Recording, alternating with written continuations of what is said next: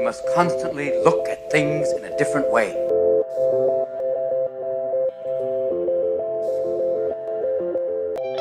The Healthcare Education Transformation Podcast was created by two physical therapists out of the desire to learn more about the different educational roles in physical therapy and healthcare, and how healthcare education works by talking with educational leaders and people with different perspectives within physical therapy and across interdisciplinary lines on how education can be improved to disrupt the status quo of healthcare education.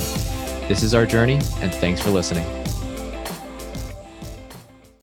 Hello, everyone, and welcome to another episode of the Healthcare Education Transformation Podcast. I'm your host, F. Scott Fiel, and as always, I'm joined by my multi-talented co-host, Brandon Pone. And speaking of multi-talents, we have a woman on the show tonight who has not only done so much for the world of physical therapy, but for the world of education and beyond. We are so excited tonight to have Dr. Dawn Magnusson on the show tonight. Dawn Magnusson is an assistant professor in the physical therapy program at the University of Colorado, Anschutz Medical Campus. She received her PhD in population health sciences with a minor in anthropology, a certificate in global health, and an MS in physical therapy from the University of Wisconsin-Madison, and completed a postdoctoral fellowship in General Academic Pediatrics with a focus on health disparities research through the Department of Pediatrics at the Johns Hopkins School of Medicine. Her research broadly explores the mechanisms underlying health disparities in vulnerable populations and seeks to inform the development of innovative community-based models of care that advance health equity for traditionally underserved populations of children with developmental delay or disability. With regard to entry-level DPT education, Dr. Magnusson is responsible for teaching CU's health and wellness content and provides population health content throughout the curriculum. In recognition of her research and dedication in the area of health equity, Dr. Magnusson received the 2013 Wisconsin Without Borders Award from the University of Wisconsin-Madison and the 2015 Dissertation Award from the Academy of Pediatric Physical Therapy, as well as the 2016 Social Responsibility Research Award from the HPA-The Catalyst Section of the APTA. She was also named 2016 semi-finalist for the Robert Wood Johnson Foundation's Culture of Health Leaders Program. Dawn, thank you so much for coming on the show tonight. There's so many items in your bio that have us excited about this interview. And realizing that we kept your bio relatively brief, is there anything else we left out of your bio that you'd like the audience to know about you? Well, first, I just want to thank you for having me on this podcast. I'm so excited to talk with you kind of about these topics. And, given the topic today, I should also mention, I think that it's worth mentioning that I'm a member of the Academy of Prevention and Health Promoting Therapies. I'm also a member of the newly formed APTA Council on Prevention, Health Promotion, and Wellness. And I'm also pretty heavily involved with HPA-The Catalyst Section, where many things global health and health equity related are happening, which is really exciting, as well as the Academy of Pediatric Physical Therapy. So, but again, I'm just so excited to join you all for this conversation tonight. Man, and we are so excited to have you on, especially with hearing from, your bio and kind of what you've been doing. Definitely seems like you've had quite the academic journey. And Dawn, do you think you would mind talking our audience through kind of your academic journey and how it led to where you're at today doing what you're doing? Sure, I'd be happy to. It's a question I get quite a lot because there aren't too many therapists that are doing kind of population health disparities research. And it's a journey that is quite circuitous. So hopefully I don't lose anybody along the way. But when I graduated physical therapy school, I started working right away in pediatric physical therapy. And, I absolutely loved my job. I got to play with kids all day and work with their families. And I really couldn't imagine doing anything else. And I don't know, it was maybe 7 or 8 years into working as a pediatric PT, I happened upon like one of those 2020 kind of news shows or Dateline programs. And there was an episode that was highlighting an orphanage in Romania. And they kind of highlighted the stories of a few children that were in that orphanage. And one of the children that I saw was a dead ringer doppelganger for one of the little boys that I was working with. And, the conditions in this orphanage were such that this little boy spent most of his day in his crib, kind of tied to the bed, just because the orphanage was so understaffed. And this was the first time, kind of my first exposure to this notion of, where you live, kind of your zip code and where you're born, just so tremendously influences your health. And that's when I first started getting introduced to concepts of health disparities and health equity. And as I, started going back to work, I was a therapist in Wisconsin. I started even in my own backyard in, kind of rural Wisconsin, starting to observe more disparities in terms of children's access to quality therapy services. And, I became kind of increasingly frustrated with the disparities I was observing in my own practice and feeling like there was really just not very much I could do. And so I guess when you don't know how to do something, you go out and learn about it, right? And so it turns out that the University of Wisconsin had a global health certificate program where they, really focus on health disparities, global health, and kind of the ethics around global health. And so I started that program and started learning, again, a lot more about global health ethics, health equity.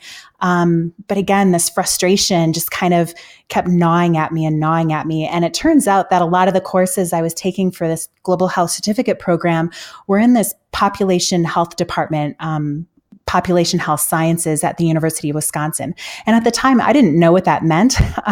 But as I learned more about the program, I realized that it was exactly the kind of training I felt I needed to really better understand and address the disparities I was witnessing as a clinician. And so I really made the difficult choice, I guess, to go back to school full time. And again, I loved my job as a clinician, but I just felt like I had to do something more. And so went back to school, PhD program in population health sciences. And that program really centers around kind of three main pillars, which are biostatistics, health services research, and epidemiology. And so my dissertation for that, I explored the individual, community, and kind of state level factors associated with unmet therapy need among young children with developmental delay. And following graduation, kind of to better understand some of the disparities that I observed through my doctoral work, I pursued additional postdoctoral training in health disparities research at Johns Hopkins. And, kind of wrapping up my long journey here, if you're still with me, all of this now has led to a faculty position at the University of Colorado physical therapy program and rehabilitation sciences program, where 75% of my time is spent doing research, mostly health disparities research, and about 25% of my time is spent teaching. So hopefully you didn't get too lost along the way, but that's how we find myself, kind of where we are today. Yeah, no, that's an incredible journey. So, Dawn, one of the things that most excited us about this interview is your background in population health sciences, which obviously qualifies you to do some great things within the Academy of Prevention and Health Promotion Therapies, or the APHPT, headed by Mike Eisenhart, who was actually a guest on the show around episode 17 or so. So for our audience, if you haven't heard that episode yet, you definitely need to go back and listen to it if you're looking to get really excited and motivated about just health and wellness in general and trying to turn the population away from disease and treatment and toward health and wellness and prevention. So definitely go and listen to that episode if you haven't already. But Dawn, could you start by really defining for our audience what population health is? Sure. I think it is a concept or a term that does get a little confused, kind of misrepresented in our conversations and some of the work we're doing. So I think it is really important to kind of, define that more clearly. And so population health has been defined by David Kindig, who, by the way, was at the University of Wisconsin when I was there, and really one of the pioneers in the field of population health sciences in the United States. And he defines population health as health outcomes of a group of individuals, including the distribution of those outcomes within the group. And so, such traditional definitions of population health are often reserved for more geographic populations. So our neighborhoods, cities, states, things like that. But two related terms that I think we often hear, but we often confuse with kind of standard population health, are population health management and population medicine. And these terms typically refer to kind of the application of population health principles to define clinical populations or a very narrow set of health outcomes or health determinants. And, another way of thinking about population health is that it's a strategy for really understanding the health of populations. I mean, it seems kind of simple, but that's where it comes down to. And it's an approach that focuses on really interrelated conditions and factors that influence health over time. It can be used to identify more systematic kind of variations in the patterns of disease and various risk factors, and can also be used to apply the resulting knowledge to really develop and implement policies and action that improve health and also reduce health disparities. And I don't know if it's helpful to kind of, when we think about population health, sometimes it's helpful to contrast it with a more individual approach to care. And, when we think of classic and, kind of our bread and butter as therapists, this individual approach to care, we tend to identify individuals at high risk for disease or disability through, screening or examination processes. And the goals really are to reduce or minimize long-term disability. And so we can also think of this as tertiary prevention, which we can go into in a little bit. But anyway, in contrast, though, a population-based approach, again, considers the distribution of those conditions or related factors within the group or within the population, and really seeks to employ more primary prevention and health promotion strategies to reduce risk and disease incidence within the population.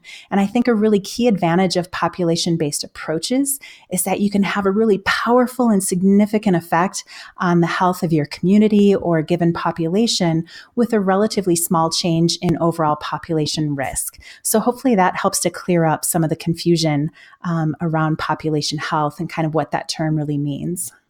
Yeah, no, it certainly does, Dawn, and I really appreciate that because I think that's something that's really important to get out there initially to really set the tone for kind of what it really is. And I know in your bio, it said that you're teaching kind of population health and such, and of course, it kind of makes sense that exposing DPT students and healthcare students, for that matter, to this topic and these concepts and how we can kind of look at it from this different way is really critical to address kind of when they're in their younger, more developing minds in development in school. And I'm kind of curious. I'm just kind of really interested in how you kind of teach population health at the program where you're at.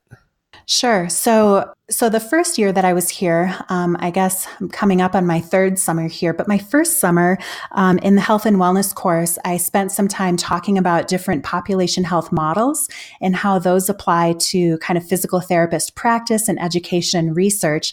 Also spent a lot of time focusing on more the social determinants of health and really thinking about how these multiple determinants, not just the care we receive in a clinic or a hospital, but how these additional factors really influence health and kind of the relevance of that in our own practice. And so a lot of the focus is kind of, thinking about clinical populations that we tend to see, kind of things that we know as physical therapists, and just kind of adding this extra layer of, well, gosh, let's think about this individual, not just in terms of, where they live. I think as therapists, we're good at, thinking about the individual and their immediate, kind of social circumstances and physical circumstances in terms of, safety within their home and things like that. But let's kind of step outside of, their home, start looking at their extended family and social networks, as well as their physical environment, kind of what that looks like. And then even taking, a couple steps further from there and really thinking about how health policies and things like that influence health. So again, starting, with what we know as therapists, and that's that direct, interaction with the client, but really just building out our steps from there using kind of socioecological models and again, these population health frameworks to help us see and visualize how all these different pieces maybe fit together. Awesome. No, I love it. I think that's a really good approach to kind of incorporate in there. And Dawn, next we'd kind of like to peel back the layers of wellness and disease prevention. And what do these terms mean specifically, and how can healthcare practitioners get involved with this? Yeah, I think that's such a great question. And I think, finally, as a profession, we're getting to the point where we're starting to really focus more on prevention and health promotion. And I think we have so much to offer in this area. So again, I think it's important to kind of understand, again, what these terms mean and clearly defining them just so we can, engage with other colleagues, other health professions in these conversations. And so I guess I'll start with maybe disease prevention. And when I think of prevention, we usually think of kind of three basic categories of prevention. They're primary, secondary, and tertiary prevention. And tertiary prevention kind of falls right in our wheelhouse, right? So this refers to, kind of the actions we take that are aimed at groups of individuals who are already diagnosed with a disease, who are symptomatic. And really the goal of tertiary prevention is to kind of reduce those long-term sequelae and, kind of minimize disability. So that's tertiary prevention. Secondary prevention, kind of, if we take a step back, more upstream, if you will, from that condition, secondary prevention really refers to kind of the actions we can take that are aimed at, again, groups or populations with a diagnosed condition, but these individuals are now asymptomatic. And so the goal of secondary prevention is to work with these groups, these individuals, to minimize the development of, secondary complications and symptoms that might be associated with that condition. So again, that's secondary prevention. Finally, primary prevention is really moving, pretty far upstream of, now some diagnosed condition. And what we're doing with primary prevention is really, kind of focusing our efforts at groups or populations that might be susceptible to disease or disability, but who have not yet developed the condition. And so the goal with primary prevention, kind of as the name suggests, is to reduce risk factors for a given disease or given condition, and also reduce disease incidence. So that's all kind of in the realm of prevention.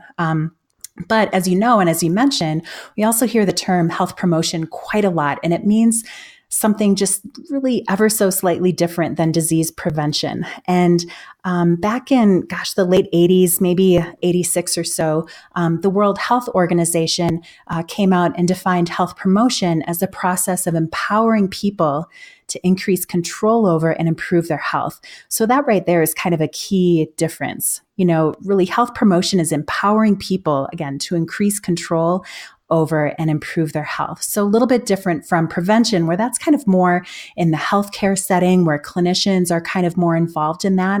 So they sound kind of similar, but again, the key difference is that prevention tends to be concentrated in the health sector or in the healthcare system. And, address health behaviors such as healthy eating, physical activity, tobacco cessation, and things like that. In contrast, health promotion tends to involve more kind of multi-sector collaborations. So now we're looking outside the healthcare sector, particularly around the social determinants of health. And so, getting back to, I think you asked about, how we can get involved in these different activities.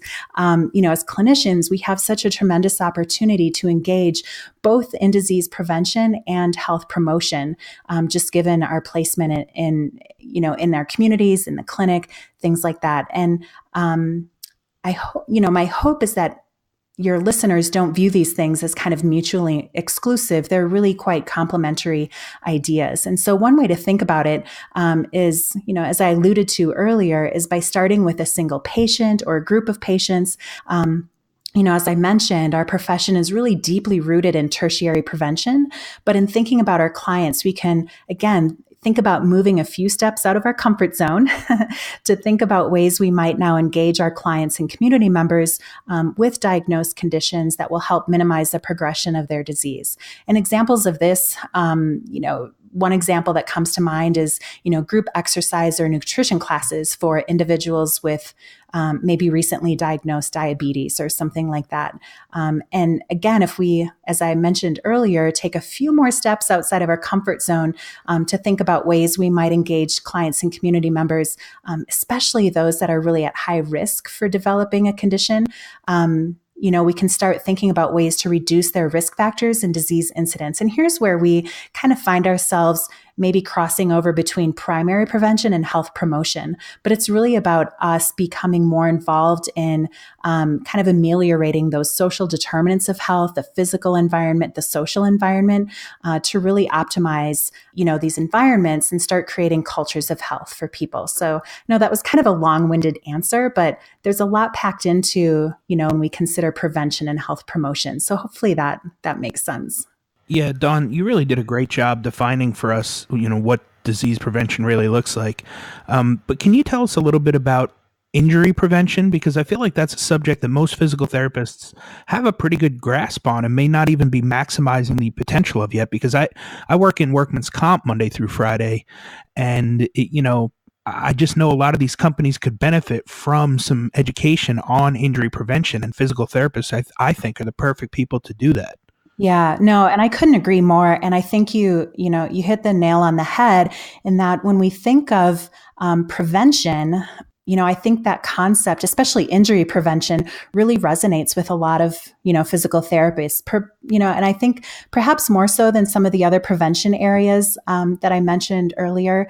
But really the ultimate goal is the same, right? So we want to, whether it's in the workplace and, as you talked about, we want to go in and decrease risk, promote optimal health and reduce, disease or injury incidents, and finally minimize disability. And so in terms of injury prevention, I'm with you. I think my mind immediately goes to kind of fall prevention among the elderly, but also workplace safety. And I think these are two areas in which, physical therapists have really excelled over the years. But, we can also, there's room for improvement in terms of, utilizing some of these population health principles, primary and secondary prevention kind of approaches, just to kind of help eliminate or reduce the risk and incidence of these conditions and injuries.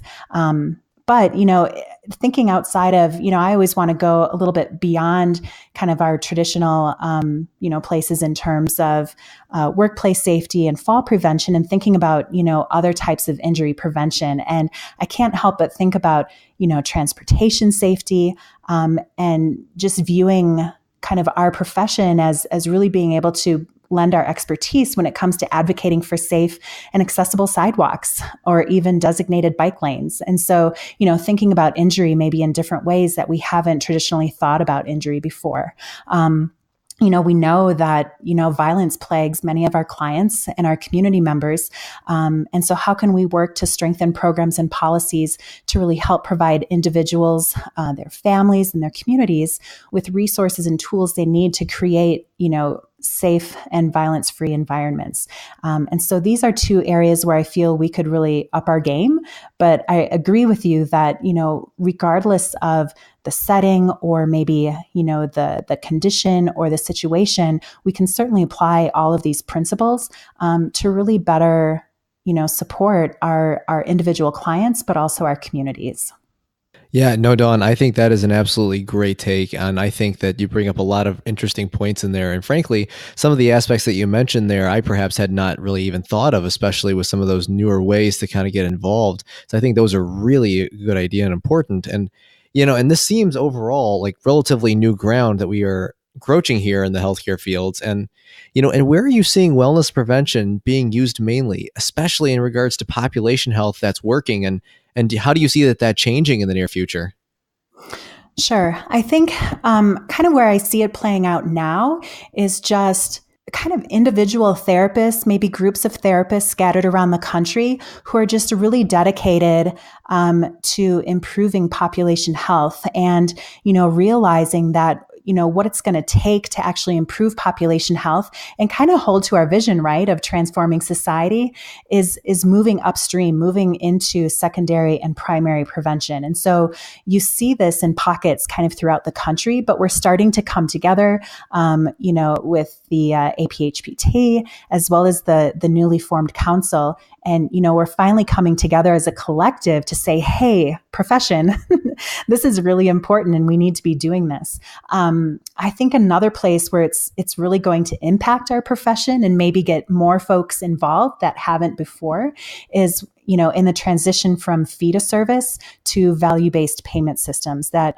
really prioritize population health, patient satisfaction, and cost of care. So kind of bringing in the triple aim of healthcare and, prevention and health promotion activities, as well as physical therapist services in general, represent low cost, but really high value options that can have significant effects on population health. And so, we can apply, again, these population health principles to monitor health outcomes and related risk factors. Perhaps this is with our clinical populations or a broader geographic population, but then we can apply this information to the development and implementation of more effective interventions, but also show our value, especially in this era when, times are changing and we need to kind of get caught up, especially with some of these, value-based payment systems. So that's kind of where I see things going. Yeah, Dawn, that's a perfect lead into my next question. You mentioned the triple aim aspect, and what would a possible business model surrounding wellness and prevention look like for those clinicians who might be wanting to do it on their own or looking for a pocket of clinicians looking to do this? Yeah, no, I laugh because this is not necessarily my wheelhouse, but, certainly talking with Mike and listening to his podcast. And, I think he's a great person and some other folks to talk to when it comes to thinking about more innovative business models. And, there are folks, like you said, that are kind of looking to really take advantage of this opportunity. And, we view it as an opportunity. I know sometimes change is hard, but, our profession has such a great opportunity to really take advantage of the direction our healthcare system is going and kind of create a real niche for ourselves. So I don't want to speak about specific business models, but again, I think I should take this opportunity to really emphasize the transition from fee-for-service to value-based payment systems. And I know some of the listeners might be thinking, well, that only pertains to Medicare reimbursement right now. And I've heard people say, physical therapists aren't even required to participate in these quality payment programs, at least for another year or so. So I'm not going to worry about it right now. But, I want to be really clear that while these changes were initiated with Medicare, other payers are following really closely behind. And, moreover, the Department of Health and Human Services is intending to focus its energies on health reform kind of in those key areas. So really focusing on tying payments to value, enhancing coordination of care across service settings and, patient satisfaction, and, getting to the point where they're going to be requiring providers to attend to population health. And so the bottom line is, whether it's the employer or a payer, they're really looking for more cost-effective solutions that enhance population health, patient satisfaction, and the health of their workforce. And we certainly have the skills and knowledge to be a key part of this solution, but, we need to act. And I think the Physical Therapy Outcomes Registry is a really important step in the right direction. For anyone going to CSM in a few weeks, there will be a few sessions on the new, Outcomes Registry. And this will allow us to kind of monitor our clinical populations, develop more cost-effective interventions, and again, really demonstrate our value. But, we have so much work to do, I feel like. And I'd like to be able to say that we're in a place where we can be somewhat proactive with regard to population health, disease prevention, and health promotion. But I feel like we're starting to lag behind other health disciplines, including folks like medicine and nursing. And I don't want to kind of sound alarmist here, but we really need to get moving in the right direction. And we're taking baby steps in the right direction, but we kind of need to start running, I feel like. So, yeah. Yeah, no, Dawn, I think that was a great take. And, I'm going to ask a question that I kind of thought of off the script here, basically based on what you just said there in terms of how other healthcare professions are really starting to integrate this more. I'm kind of curious, just for our audience, if you could give us some brief examples of some different models and different things that perhaps other healthcare professions are doing that we should maybe just be aware of? Yeah, no, that's a great question. So again, my background is kind of in pediatrics, so I can speak a little more to, that population and that clinical setting. But so take, for example, pediatric primary care. Children go in, have their well child visits where, a lot of preventive services are happening. And I know in physical therapy, and physical therapist practice, we kind of hope to transition into more of a primary care provider role, I think. And I think that's a great aspiration. But again, we need to start bringing in some of these population health principles. And so one example to kind of get to your question in pediatric primary care is that there are clinics, hospitals popping up around the country that are really kind of embracing and being really proactive in terms of collaborating across sectors to address some of the social determinants of health and some of the disparities that are related to those social determinants. And so there are a few clinics. When I was at Hopkins, our primary care clinic at the Harriet Lane Clinic implemented a few different programs really to help identify families who perhaps needed additional, services, whether the families needed legal services, perhaps a mom or dad, could benefit from some employment services. They address things like food insecurity, housing, all these different issues that families experience, day in and day out. All of those services, at least kind of talking with the families, trying to understand their circumstances, were coordinated right there in the clinic. And so the families didn't have to go to another agency or another clinic or another office. All of that was coordinated right within the primary care clinic. And so that's just one example of where I see, at least in the primary care setting, where you have now the health care system, this primary care system that is really working to collaborate outside the health sector to bring these additional services and supports to children and their families. So that's just one example that I can think of off the top of my head that we could kind of look toward in terms of building those multi-sectoral collaborations. Yeah, no, I love that, Dawn. And I think that's a really good example. And I think that's a really good idea. And, and Dawn, now to kind of take a different turn here, kind of going away from our discussion here, just to kind of get more into kind of a development question. Because as you know, we all know development is so critical for anyone, for that matter, for just development in general of our careers and our skills. So Dawn, I'm curious, what are some books that you've read recently or find yourself continually recommending that have really made an impact on you?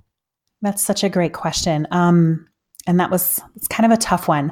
I think, I have a lot of books that talk about kind of health equity, power imbalances, social determinants of health, and things like that. So probably too many to list. And so, but one I'm reading right now that I guess has, kind of connections with this podcast, that's really opened my eyes to kind of learning and the role of educators, is Make It Stick.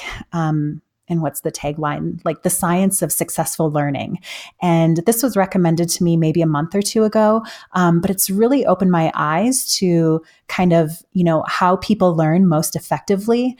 And it's not so much strategies that you can take away as an educator, but I think just appreciating how people learn effectively. I've had so many aha moments reading this book, and I'm only about a third of the way through. But I think that's one book that, again, just has really opened my eyes to how people learn effectively, and how I can maybe alter the way that I, teach my courses or, do presentations and things like that. So I'm hoping, fingers crossed, after I get through this book that, I don't want to say revolutionize, that's maybe too strong, but really kind of transform the way that I'm teaching some of these topics to really, again, as the title suggests, make it stick and make it really resonate, whether it's, again, students in the classroom or, folks at conferences, things like that. I love that recommendation, Dawn. That sounds like one I've got to put on my list immediately.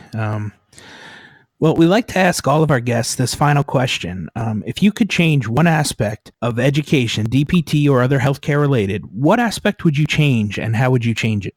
I would say, given the focus of the conversation today around prevention, health promotion, population health, and just also given the changes taking place in our healthcare system, I think, again, with the shift toward value-based purchasing, which really prioritizes population health and cost, I think it's really critical that we build upon our use of the ICF, the International Classification of Functioning, Disability, and Health, as our guiding framework to really include some of these population health models and frameworks, these concepts of prevention, health promotion.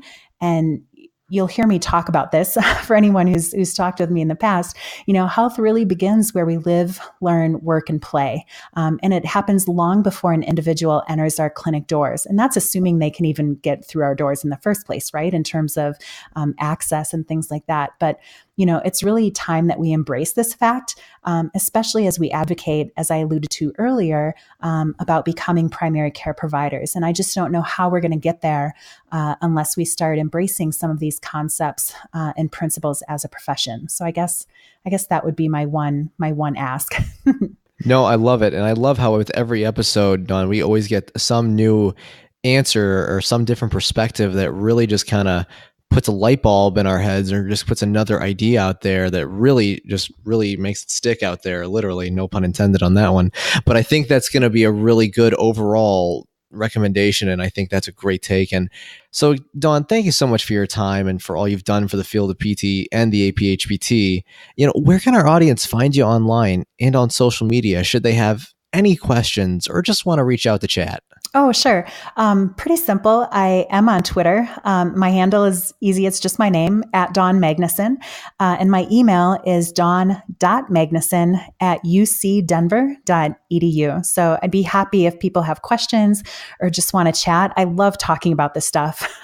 So I'm happy to continue the conversation. No, we love it. And you do a very good job with it. And we thank you so much for your time for coming on with this, because this was really an enlightening discussion. And I think this is going to help a lot of folks, especially to put some clarification out there on some of these terms and a lot of these principles to help further generate this idea forward. And Dawn, thank you again for everything. Keep pushing at it. Keep doing that great work out there. And, it's always a pleasure. Great. Well, thank you both so much. This is great. And I had a lot of fun. So again, looking forward to continuing the conversation. Thank you for attending class today, and we hope that you learned something and gained value from the content. If you'd like to schedule office hours with us, feel free to add us on Twitter @HET Podcast, on Instagram, HET Podcast, on Facebook, the Healthcare Education Transformation Podcast, and the homepage, healthcareeducationtransformationpodcast.com. And for those of you following along in the syllabus, extra credit can be obtained by liking us, sharing us, and leaving a review. Let's continue our journey up Mount Educational Success as lifelong learners.